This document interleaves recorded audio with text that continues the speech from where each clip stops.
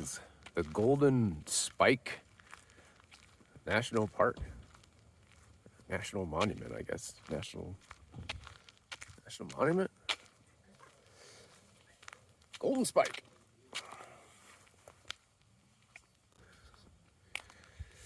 Well, this is a bit sad.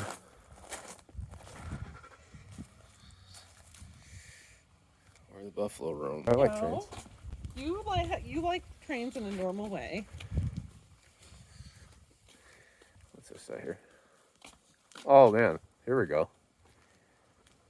This is a plaque commemorating all the Chinese that died building the train. Wow. Kind of sad. I snapped a photo before we left. These are beautiful motifs.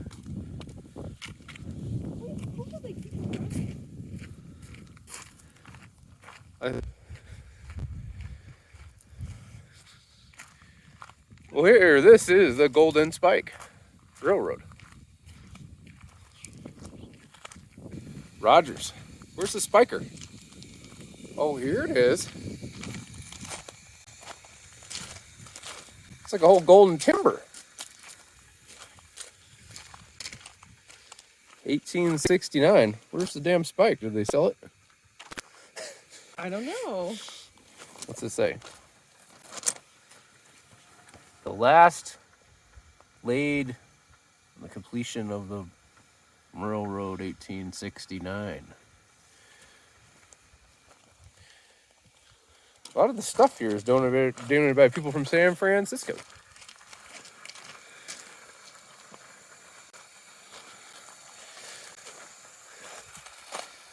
It's boiling, baby.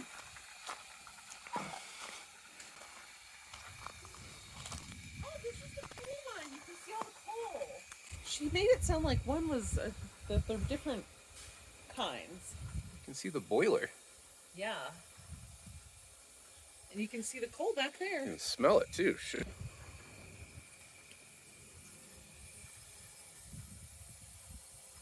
So these are replicas. Oh, really? Because the original ones were scrapped at the turn of the century. Oh, that. Wow, I like that. There's like a really cool padlock that's like made out, that's like heart shaped. So this one's a coal burning.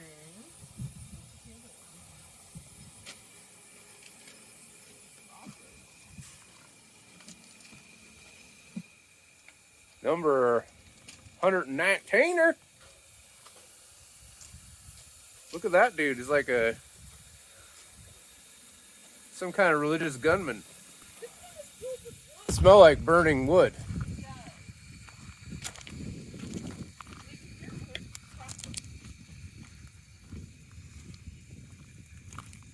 Sure that's not just the steam pipe? Oh yeah, maybe it's the steam pipe.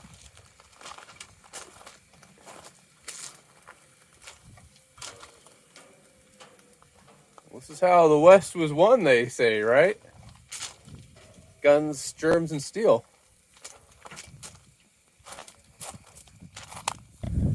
I do like the cool controls and stuff. There's the boiler. This is the wood burning engine. Check out that hot wood right there. Bet you that's the hottest wood around.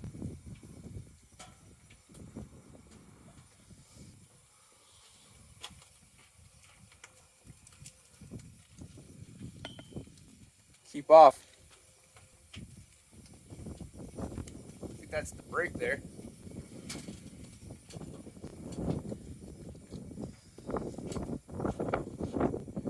Jupiter.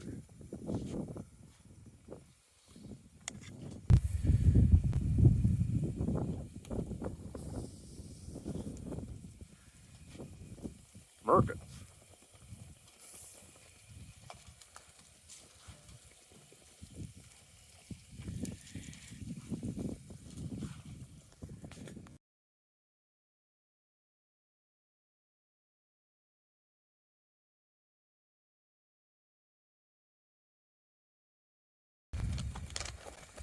Weird piston. Honey, don't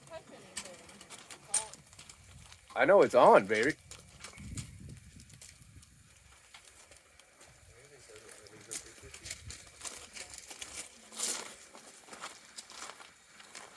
Look at these cattle catchers. Shoo-wee. That'd catch a big cow.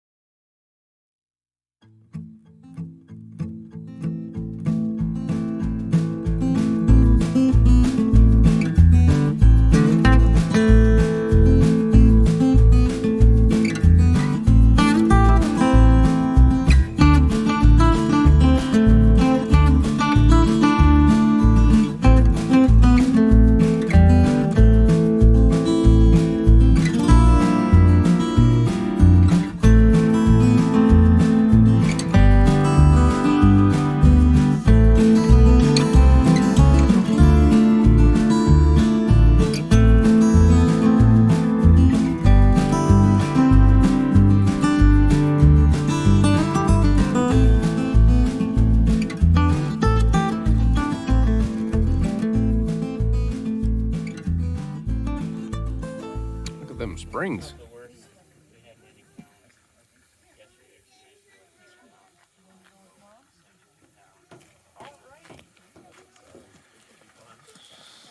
Well, unless you have an interest, I'll fire on these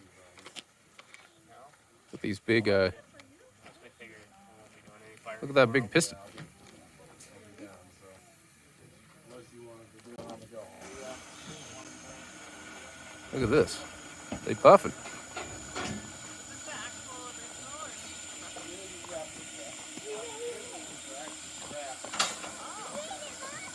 They're stoking that coal now.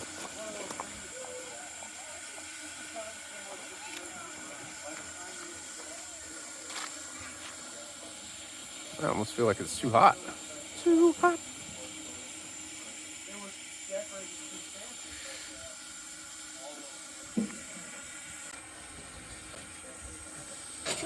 I'm about to fire up that train there.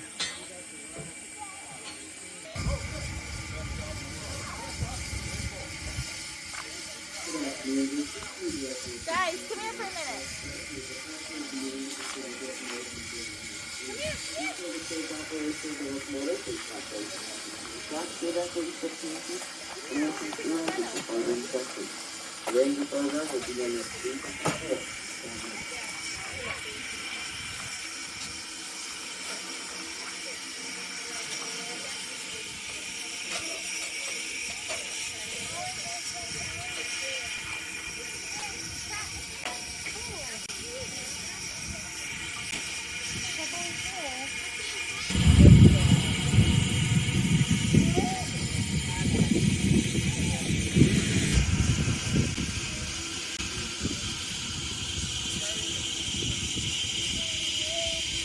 Is a College Railroad time. This College Railroad time marks the spot where 152 years ago, on May 10th, 1869, the Transcontinental Road was completed. Transcontinental Road in its completion was 6.5 years in labor, 1,776 miles of track stretching from Sacramento, California to Omaha, Nebraska, and they met right here. The Transcontinental Railroad changed all facets of American society. It changed politics, changed science, changed the military, changed finance, changed religion, everything you can think of, because it took a 6-month journey, coast to coast, and dwindled it down to about 2 weeks. 2 weeks from 6 months. It was night and day technology happening in this country.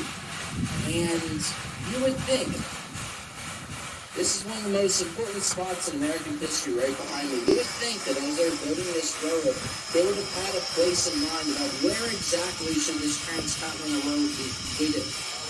You would think that they would have this place circled on the map, circled on the calendar, but in fact, with this ceremony taking place on May 10th, 1869, they only decided this location here in April of 1869. The reason behind that had to do with the Pacific Railroad Act of 1862, signed into law by President Abraham Lincoln. This law stated that the Central Pacific Railroad is going to build from Sacramento to the border of California and Nevada. And that was going to be it. That was going to be their portion. They would wait there till the company from the east, the Union Pacific, would meet them somewhere along that border. Now, the terms that each company got from the government were equal, but they weren't fair. That's because the Central Pacific realized they're going to have to do all of that hard work of building over this Sierra Nevada mountains, trying to make their way to blast through those tunnels by hand. They're making progress of about 8 inches a day.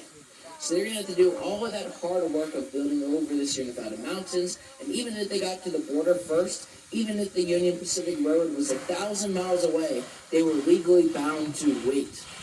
So they lobbied Congress, and they got an amendment attached. And this new amendment stated that when the rails of each company met each other, wherever that may be, that is where the transcontinental road is going to be completed. Now that sounds ambiguous, and it is, wherever the railroad tracks may be. The government just really wants this done. They're willing to put up a lot with the companies in order for this to happen. And the government's not really worried about where it's going to be completed, but they're more worried with the finance part, because the federal government is going to foot the majority of the bill. States, counties, cities, private individuals are all going to invest. But without the help and support of the federal government, this railroad would have only been completed way down the American history timeline. So the government tells these companies that per mile track that you build, you'll receive federal bonds. In addition to that, each company will receive 12,000 acres of land per mile of track. In addition to that, each company is allowed to build the roadbed, the grade on which the ties, the rails, the locomotives sit. They're allowed to build that roadbed up to 300 miles ahead of where the track layers are at, and they're going to get partially paid for that grade. So we have two companies building towards each other, and at some point the grading crews, which make up thousands of men, at some point the grading crews, they actually meet each other. And instead of stopping, they just continue working past each other. Grading crews, they build an additional 250 miles of that extra embankment, all while still being paid by the government. Technically, the companies are on the side of the law.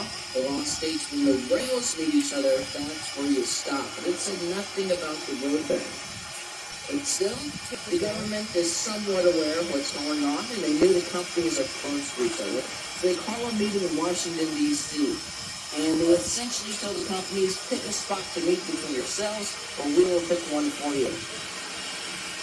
So at this meeting are high-level Union Pacific and high-level Central Pacific Railroad officials. Also present is a congressman. The congressman, he actually owns stock in both companies. But he was also there to make sure the interests of the American people are at the forefront of this discussion. Don't know in what order those are in, but he was definitely there to arbitrate the meeting.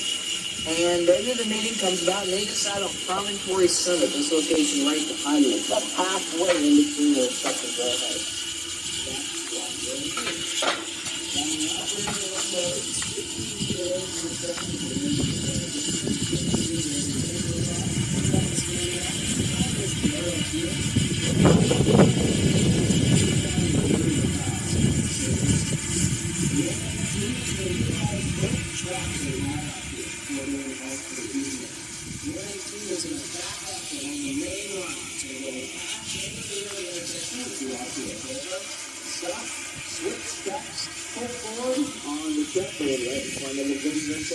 It is going to go past the visitor center, stop, and reverse itself all the way back to the end of town, so it'll be out tomorrow morning.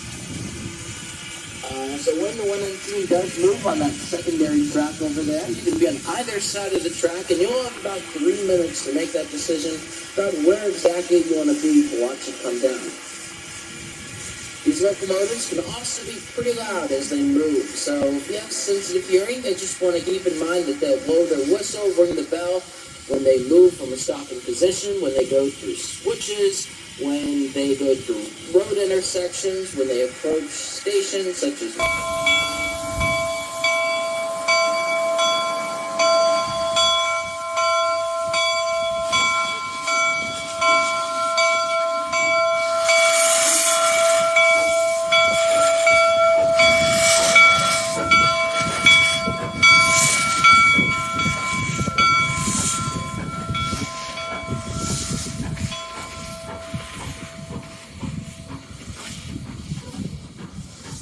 the end of the day, the men investing their own private capital into this enterprise, they're not going to invest if they don't think they can make money out of this. So finance is always going to be